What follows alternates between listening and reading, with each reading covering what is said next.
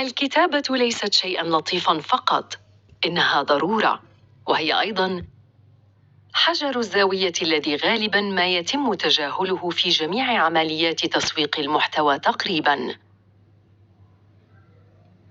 ملخص كتاب الجميع يكتب، دليلك للانتقال إلى إنشاء محتوى جيد بشكل مثير للسخرية. تأليف آن هاندلي، بصوت هند حامد.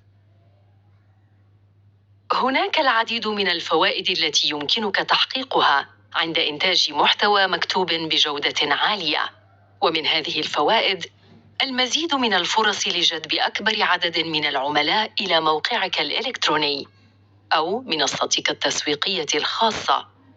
كما ويساهم المحتوى المكتوب باحترافية في زيادة مصداقيتك واكتساب ثقة الآخرين بك وبمنتجاتك، إضافة إلى أنه يمنحك ترتيباً أفضل على مواقع البحث الرئيسة. يعتقد الكثير من الناس أن كتابة المحتوى أمر يحتاج إلى موهبة فطرية، لكن ما لا يعلمه هؤلاء أن الكتابة فن يمكنك تعلمه إذا أردت ذلك، فكل ما تحتاج إليه هو التدريب ومعرفة بعض الأساسيات والقواعد. قد تعتقد أن الموضوع صعب للغاية، لكن عندما تقرأ هذا الكتاب ستكتشف أن الأمر سهل وممتع، بل وضروري أيضاً. فمع انتشار مواقع التواصل الاجتماعي والتسويق الإلكتروني، أصبحنا نحتاج إلى مهارة الكتابة الإبداعية أكثر من أي وقت سابق. فما هي شروط الكتابة الناجحة؟ وما مدى تأثيرها على نجاح عملية التسويق؟ سأخبركم إجابات هذه الأسئلة في العناوين التالية. الفصل الأول: تعلم أساسيات اللغة هو حجر الأساس في تطوير أسلوب الكتابة. كل شخص في هذا العالم له طريقته الخاصة في الكتابة، ولا يمكننا اعتماد طريقة واحدة منها، لكن هناك بعض الشروط الأساسية التي تجعل من طريقتك صحيحة وقادرة على إيصال المعلومات بسهولة إلى القراء. الخطوة الأولى أو الأساس الذي يجب أن تبدأ منه هو إتقان اللغة قراءة وكتابة، ومعرفة بعض الأمور الأساسية مثل التهجئة الصحيحة للكلمات والقواعد الضرورية لكتابة جمل متناغمة وأماكن علامات الترقيم. إذا أتقنت هذه الأمور بشكل جيد ستتمكن من تحسين أسلوب كتابتك. وقبل كل شيء عليك أن تتحلى بالشغف الذي يتحلى به كل المبدعين، فإذا لم تمتلك الرغبة بالكتابة فلن تتمكن من تطوير أسلوبك، لأن الرغبة والشغف هما ما سيمنحانك طاقة كبيرة للاستمرار. ولا تكن مثل الآخرين الذين يعتقدون أن الكتابة موهبة تولد مع الأشخاص، بل هي مهارة يمكن تعلمها.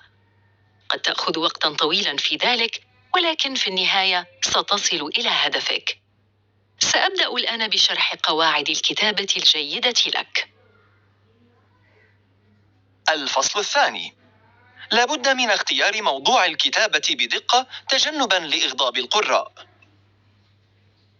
القاعدة الأولى التي عليك اتباعها هي أن تجعل الكتابة عادة يومية، وكما قلت لك سابقاً لا توجد طريقة واحدة صحيحة للكتابة، لذا اكتب كما تحب.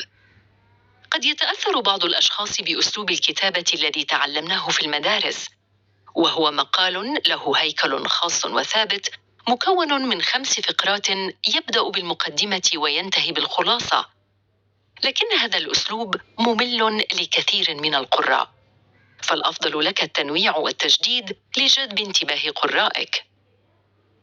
اجعل كتابتك بسيطة ومفهومة للجميع، مما يعني أن تفترض أن القارئ لا يعرف شيئاً، ولكن لا تفترض أيضاً أن القارئ غبي. احذر من نقطة مهمة، وهي كتابة أشياء حساسة تغضب القراء، فذلك سيقلل من عدد قرائك ومتابعيك، لذا اختر مواضيعك بعناية. ولا مانع من أن تقوم أنت بنشر كتاباتك بدلاً من الاعتماد على شخص آخر، فهذا يمنحك ميزة تنافسية بالوصول إلى قلوب متابعيك بشكل أسرع. وكنصيحة مني، خير الكلام ما قل ودل. فلا تبالغ في كتاباتك احتراما لوقت متابعيك، وحاول استخدام جمل افتتاحية قوية وبراقة تلفت الأنظار. سأخبرك الآن بأهم قواعد الكتابة الجيدة. اقتباس: الكاتب الذي ينتظر الظروف المثالية للعمل يموت دون أن يكتب كلمة على الورق. الفصل الثالث: قراءة ما نكتبه قبل نشره يساعدنا على اكتشاف الأخطاء. عندما تبدأ بالكتابة، اهتم بالخطوات التالية. أولاً، ضع هدفاً لك، كأن تحسن عملية التسويق. ثانياً، عند وضع أفكارك، فكر بقرائك وما الذي يريدونه. ثالثاً، ابحث عن مصادر موثوقة لتدعم كلامك. رابعاً، نظم كتاباتك بشكل ممتع لجذب انتباه القراء. خامساً، تخيل أنك تكتب لشخص واحد وحاول توصيل الأفكار إليه. سادساً، اكتب مسودة ولا تهتم فيها بقواعد الإملاء، فقط اكتب ما يخطر على بالك. سابعاً، خذ استراحة بعد الانتهاء من المسودة. عادة آخذ يوماً كاملاً، أو أذهب إلى شرب فنجان من القهوة، وذلك لتترتب الأفكار وتنضج في عقلك. ثامناً، أعد كتاب مسودتك مرة أخرى وأصلح كل الأخطاء ورتب أفكارك النهائية. تاسعاً، اختر عنوانا مميزاً وجذاباً. عاشراً، اطلب من شخص يمتلك مهارات الكتابة تحرير ما كتبته. الخطوة 11: أعد قراءة ما كتبته وأصلح الأخطاء إن وجدت. وأخيراً، إذا شعرت بأن كتابتك جيدة، انشرها. إن عملية التحرير مهمة جداً، فكيف تتم؟ الفصل الرابع: تحرير المسودة يساعد باكتشاف الأخطاء وتصحيحها. بعد الانتهاء من كتابة المسودة، لابد من تحريرها قبل نشرها. وأنا أقصد هنا تحريرك الخاص لمسودتك وليس إرسالها إلى شخص آخر، وهي الخطوة الأولى الضرورية، لأنها قد تتطلب إعادة تشكيل عملك من جديد. فبعد كتابة أفكارك، عليك إعادة قراءتها لاكتشاف الأخطاء، وتوجد طريقتان لذلك. الطريقة الأولى التحرير التنموي Developmental Editing، وأسميها أنا التحرير بالمنشار، وهي تعتمد على قياس مدى جودة شرح الأفكار التي نريد إيصالها للقراء، وطريقة ربط الفقرات مع بعضها. وليس من الضروري في هذه المرحلة الاهتمام بالأخطاء الإملائية والنحوية. الطريقة الثانية تسمى تحري الأسطر Line Editing، وأسميها التحرير بالأدوات الجراحية، إذ نقوم بتحرير كل كلمة وجملة لاكتشاف الأخطاء الإملائية والنحوية، وحذف الجمل المكررة التي تحمل نفس المعنى، مع اختصار الجمل الطويلة بهدف اختصار النص دون التخلي عن شمولية أفكاره. في بداية الأمر ستأخذ منك عملية الكتابة والتحرير وقتاً طويلاً، ولكن مع الممارسة سيقل الوقت تدريجياً. الآن يمكنك إرسال مسودتك لمحرر مختص ليساعدك على تحسين ما كتبته. ويوجد 3 أنواع من المحررين. أولاً، المدققون اللغويون Copy Editors أو Proofreaders، وهم الذين يستطيعون تصحيح علامات الترقيم والأخطاء الإملائية. ثانياً، المحررون الفنيون Substantive Editors، وهم الذين يستطيعون رفع مستوى كتابتك ويقدمون لك اقتراحاتهم لتحسين وتطوير الفقرات. ثالثاً، محررو الخطوط Line Editors، الذين يقومون بتصحيح القواعد اللغوية وإعادة ربط الفقرات مع بعضها وإعادة كتابة بعض الجمل. الآن بعد أن تعرفت على طريقة الكتابة والتحرير، سأعلمك كيف تستخدمها في عملية التسويق. اقتباس: إذا كنت تريد أن تكون كاتباً، فعليك أن تفعل شيئين قبل كل شيء آخر: اقرأ كثيراً واكتب كثيراً. الفصل الخامس: استخدام جمل قصيرة وواضحة أساس نجاح الإعلانات. من الأمور المهمة في عملية تسويق شركتك أو منتج هي القصة التي سترتبط بها، وتأكد بأن هذه القصة ستؤثر سلباً أو إيجاباً على شركتك. لذا عليك بناء قصة رائعة من خلال: أولاً، إضافة مواقف حقيقية أو حقائق إلى قصتك. ثانياً، عليك مخاطبة عملائك في القصة وكأنك تتحدث إليهم مباشرة. ثالثاً، ابني قصتك الخاصة ولا تأخذ قصة أحد آخر. رابعاً، اجعل العميل محور قصتك الرئيس، لا منتجك أو شركتك. خامساً، اربط قصتك باستراتيجية شركتك لتبقى ثابتة على المدى الطويل. في حال أردت استخدام مقاطع فيديو، فاهتم بالمؤثرات الصوتية والصور. انتبه الآن إلى هذه النقطة. في حال أردت استخدام جزء من قصة جاهزة تمتلك حقوق نشر، إما أن تطلب الإذن من صاحبها أو أن تضعها على شكل اقتباس وتذكر المصدر. حتى لو كتبتها على شكل منشور في صفحتك على مواقع التواصل الاجتماعي، حتى لا تواجه مشاكل قانونية. وفي حال أردت نشر تغريدات على موقع تويتر، فاهتم بأن تكون التغريدة قصيرة لا تتجاوز 120 حرفاً، وأن تكون واضحة وسلسة، وأضف بعض المرح والدعابة إليها. وإذا أردت استخدام وسم هاشتاغ، فليكن مرتبطاً بشركتك أو منتجك. في حال أردت استخدام موقع فيسبوك، اعلم بأنك ستدفع مالاً مقابل نشر إعلاناتك، لذا عليك الاهتمام بصياغتها لتستطيع جذب عملائك. وعند كتابة المنشور، تعرف على عملائك والمنطقة الجغرافية التي يعيشون فيها، وما هي رغباتهم، فكل تلك المعلومات تساعدك على معرفة الطريقة الصحيحة لصياغة إعلانك. واختر اليوم المناسب والوقت المناسب الذي يكون فيه عملاؤك متصلين بالإنترنت.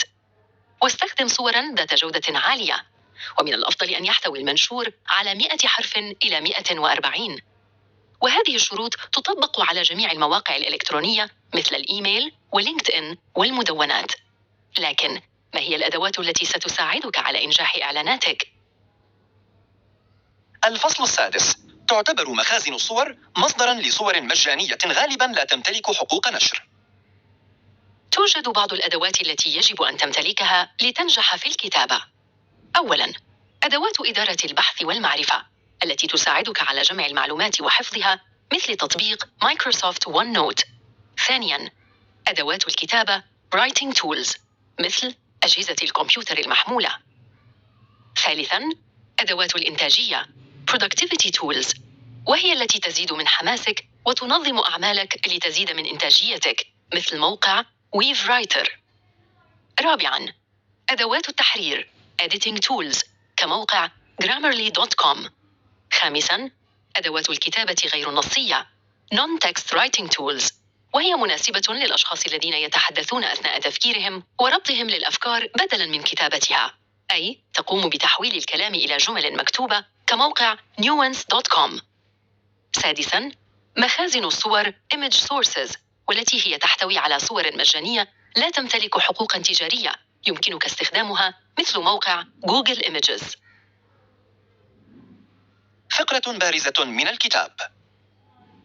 يمكن أن تجعلنا كتاباتنا نبدو أذكياء، أو تجعلنا نبدو أغبياء.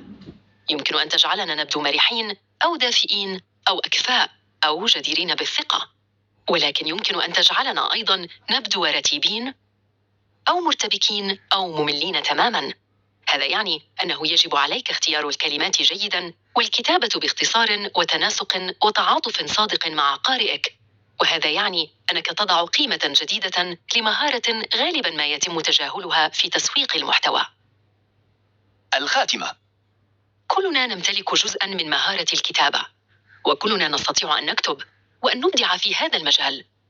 جل ما علينا فعله هو البدء في ممارستها، ولا بأس من الوقوع في بعض الأخطاء في البداية. فمع القليل من التمرين واتباع القواعد الأساسية واستخدام الأدوات المناسبة، سننجح في تطوير مهاراتنا الكتابية. وتأكد أن كلماتك تؤثر عليك وعلى قرائك، لذا فكر جيداً قبل أن تنشر أي شيء. ومن الأفضل الاستعانة بمحررين ماهرين لتصحيح أخطائك. وتأكد دائماً أن أول مرحلة قبل الكتابة هي مرحلة إتقان اللغة ومهارات التعامل معها، ثم اختيار موضوع الكتابة بدقة، ثم تحرير ما تم كتابته بشكل شخصي، ثم الاستعانة بمحررين آخرين، وأخيراً ضمان وجود مصادر شرعية للحصول على الصور المناسبة.